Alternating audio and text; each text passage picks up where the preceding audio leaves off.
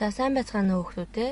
За хичээл эхлэхээс өмнө бүгдээрээ тэгштгэл бодож үзье. За ихэнх хүүхдүүд мань тэгштэглээ бодохдоо тэмдэг дээр алдаад байгаа учраас анхаарлаа наашаа хандуулаарай. За тэгээд гэрт өгсөн тэгштэглээ алдаагийн засаад багш руугаа явуулна шүү.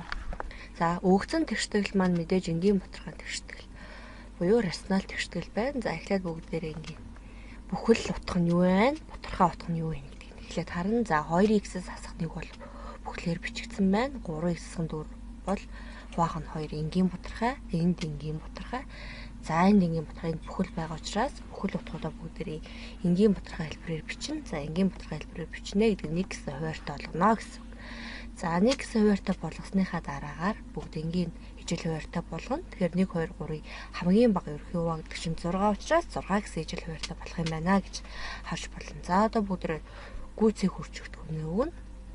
За дараах хурж өгдөгнөд өгнө. За одоо бүгд ижил хуваарьаа 6 болгосон. За гүйцээг хурж өгдөгөн бол хүрдүүрийг ч үржүүлдэг, хуваарийг ч үржүүлдэг учраас дараах хэлбэрээр бичигдэнэ гэсэн. За бүгд ижил хуваарьтай болсон учраас одоо хуваарийг орхиод бичих боломжтой гэж ойлгож байна.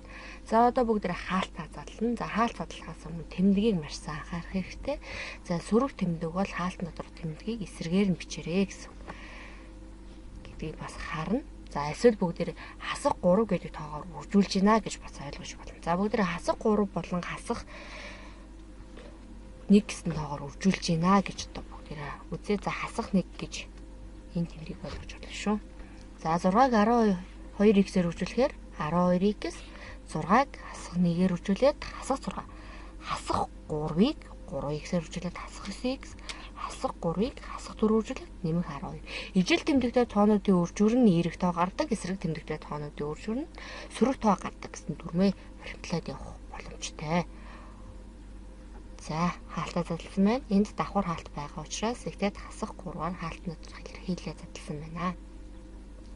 За тэгэхээр хасах 3-ыг өрчих нь x буюу хасах 3-ыг хасах 3-ыг нэмэх 2 үржүүлээд хасах 6 гэж гарсан байна. За одоо бүгдээрээ уг хасах тэмдгээр хаалтаа за харин баруун гар тал маань хасах тэмдгээр хаалтаа задлагдаад бичсэн байна. 24 хасах 24 энд хасах 1 байгаа гэж бодоод хасах 3x-ээр үржүүлэхээр нэмэх 3x, хасах 1 байгаа гэж бодоод хасах 6 үржүүлэхээр нэмэх 6 гаргах. За одоо төсөөтэй гişүүд нь юу вэ гэдгийг энэ бүгдээрээ тодорхойлъё. Тэгштгэлийн баруун гар болон зүүн гар тал. За одоо бүгдээрээ төсөөтэй гişүүдээ эмэгдэх нь.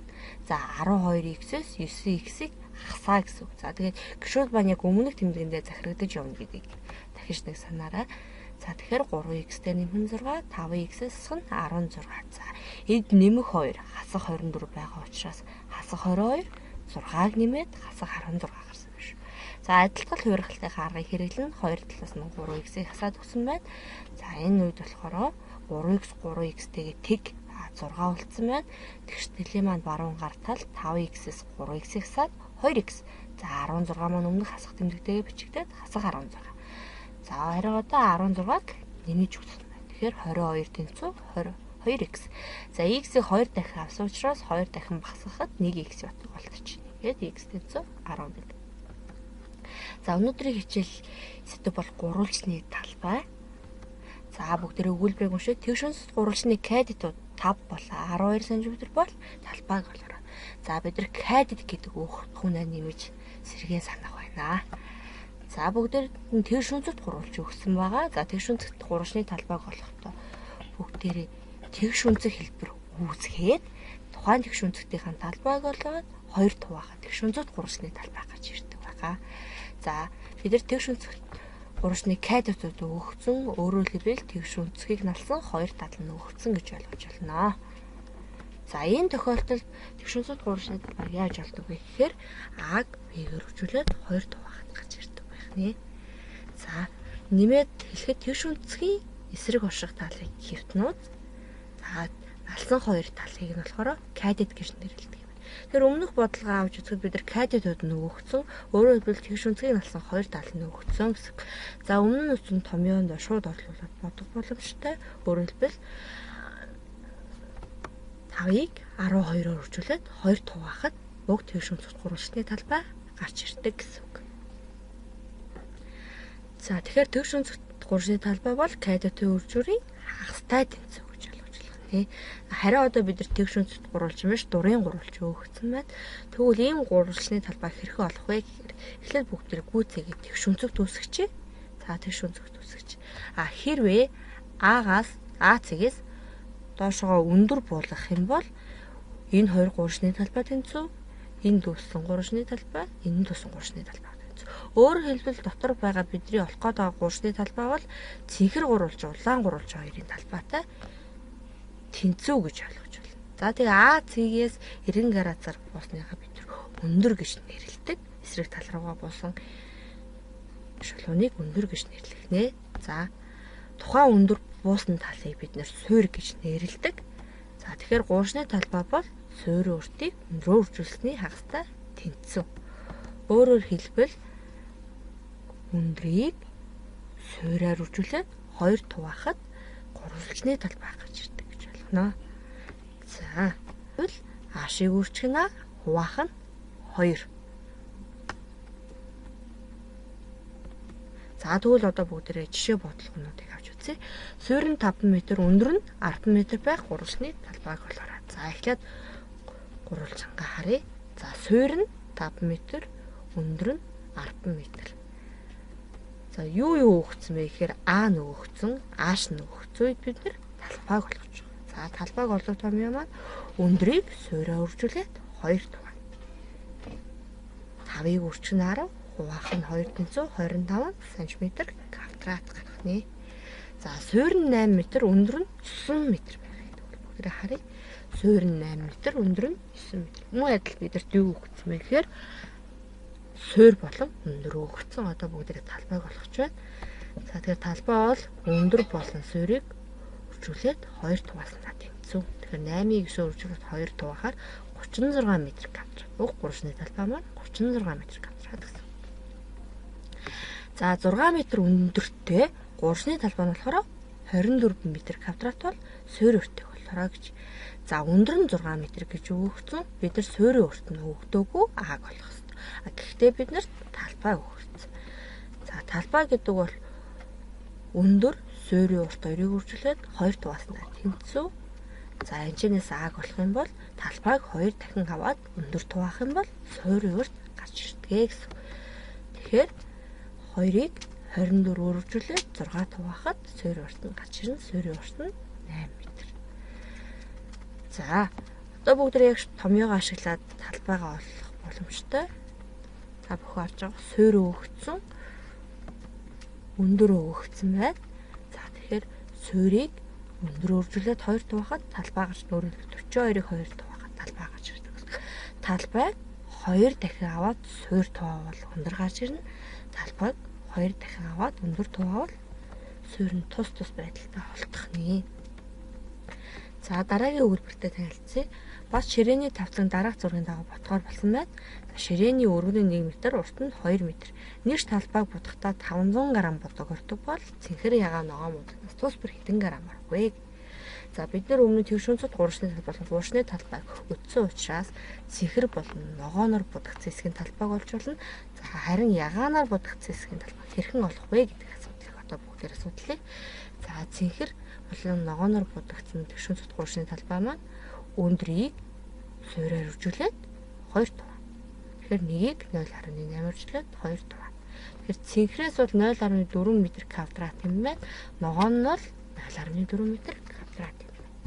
За бидний олох гээд байгаа ягаан дүрс бол мэдээж параллелограмм. Тэгэхээр одоо бүгдээ параллелограммын талбай хэрхэн олох, ямар томьёо байдаг вэ гэдгийг олгоо гэсэн. За бүгднгийнх нь мэддэг дүрс бол мэдээж тэгш өнцөгт. За мөн дээрс нь гурвалжин гэдэг дүрсний талбайг бид мэдж байгаа. За тэгэхээр бүгдээрээ уг дүрсээ тэгш өнцөгт рүү шилжүүлээ. За тэгш өнцөгт рүү шилжүүлэхдээ параллелограмма нэг оройгоос нөгөө тал руугаа өндөр болгосон. Энэ мөн адил F оройгоос ED тал руу өндөр болгосон. За одоо энэ хэсгээ бид нэр зөөгөөд эргүүлээд энчээ авчираад наацсан гэсэн. Тэгэхээр бидний олох байгаа талбай бол яг энэ ягаанаар будагц хэсгийн талбайг олгож байгаа гэсэн. За За энд ямар дүрс үүсэж байгаа гэхээр та бүхэн мэдээж харж байна. Энд бол тэгш өнцөг дүрс үүсэж байна. За тэгш өнцгийн өндөр бол ааш, суурь нь А байгаа гэсэн. Тэгэхээр параллелограммын талбай бол өндрийг суурьаар үржүүлэхээр гарч ирдэг гэсэн үг. За тэгэхээр болов руугаа шилжээ. Бидний өндөр бол 1 м, суурь нь 1.2 м учраас талбай нь 1.2 м квадрат гарч ирдэг. Тэгэхээр параллелограммын талбай бол суурийг тухайн суурьд бус өндрөөр үржүүлэнгүүт гарч ирдэг. Гурвалж нь 2 дуугадаг бол параллелограмм нь 2 дуугах шаардлагагүй гэсэн. За, гурвалжны талбай бол суурийн уртыг өндрөөр үржүүлээд 2 дуугадаг. Харин параллелограммын талбай нь суурийн уртыг өндрөөр үржүүлээд гарч ирдэг байна. За, одоо бүгдээ хэд хэдэн жишээ бодлого бодъё. За, дүрсийн талбай өгөгдсөн байна. За, дүрсийн өндөр нь 5 см, өргөн нь 12 см, буюу суурь нь 12 см. Тэгэхээр талбайг олно гэсэн 5-ыг 12-оор үржүүлээд 60 см квадрат гарч иж байна гэсэн. За, дараагийн бодлого. Параллелограммын талбай 480, периметр нь 112. За, их талуудын хоорондох зай гэдэг бол өндрийг хэлж гин гэж бүгд ойлгож байна. Өөрөөр хэлбэл BC болон AD талын хоорондох зай нь 12 см. За, бага талуудын хоорондох зайг бол гэхээр бага тал гэдэг маань AB болон DE талын хоорондох зайг олоорой гэсэн. Өөрөөр хэлбэл DE тал руу буусан өндрийг олоорой гэж ойлгож байна. За, бид нар төгсөн зүйлсүүдийг бүгдээрээ тэмдэглэе. За, бид нар бол H2-ыг олгож байгаа. За, бүгдээрээ мэднэ талбай бол тухайн суурьт буусан өндөр хоёрыг үржүүр гэдгийг. За, их тал болон их тал буусан өндөр хоёрыг үржүүрээр талбайг олж болох нь. За, нөгөө талаар бага тал болон бага талд буусан өндөр хоёрыг үржүүрээр бас талбайг олж болно гэсэн. За, бүгдээрээ эхнийхээ өгөгдлөөс Агаа олъё.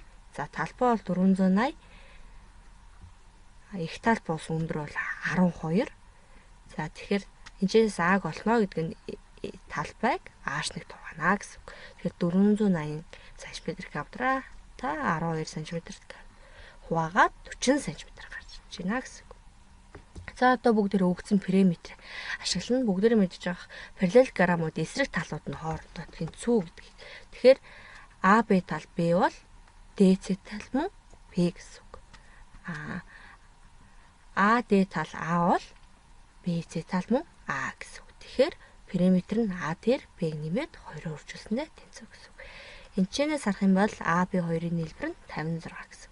Дээр хэлсэнчлэн A нь 40 учраас B 16 болно гэсэн. За, харин одоо 2 дахь талбайг олох аргатай бүгдээр орлуулъя. За, 2 дахь нь бол B гүшиг нь H2-тай тэнцүү. H2 бол S-ийг B таваасандаа тэнцүү. H2 олно гэдэг нь талбайгаа бага талын урттай хуваана гэсэн. Тэгэхээр 480 16 таваагаад 30 см гарч ийнэ гэсэн. За, дараах үснэгтийг нөхөн гэрийн даалгаварт за, мөн сурах бичгийн 141 дээр хуудасны 15-аас 20 дугаар дасгалыг хийгээд маргаашийн 14 цагаас өмнө явуулъя шүү.